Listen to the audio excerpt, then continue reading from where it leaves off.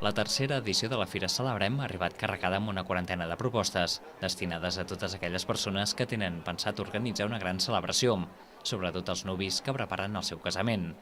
Els restaurants que donaven l'oportunitat de tastar els seus menús o els fotògrafs professionals que en algun cas oferien àlbums fotogràfics amb olors són els sectors que han ocupat més estants dins la fira. Però també s'hi podien trobar botics de roba, joieries, empreses de maquillatge o lloguer de vehicles, des dels més idíl·lics fins als més motoritzats i moderns, com aquesta limusín.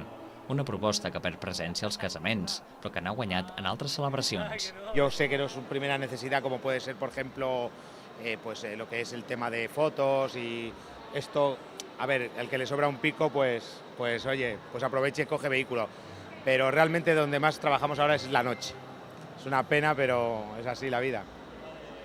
De despedidas, cumpleaños, fiestas de 15 años, incluso divorcios, ya ves, es curioso, los divorcios cada vez se llevan más. Sigui per celebrar curiosament un divorci o un comiat de solters, ja més habitual, trobem aquesta Limobús, considerada la limusín més gran d'Europa i que també ha estat present al Palau Firal de Manresa. Una proposta que permet desplaçar-se mentre el seu interior pot començar o seguir la festa contractant diverses propostes. Teniu opció a prendre-la unes copes, circulant per la ciutat, la limusina us ve a buscar a on millor vosaltres us vingui bé, a recollir el grup, llavors a partir d'aquí podeu contractar, doncs depèn, i aquí contracta un comiat de soltera i a més de la limusina doncs vol contractar també un tàper sex o vol contractar un boi o un striptease d'una noia, doncs tot ho podem fer un aquí.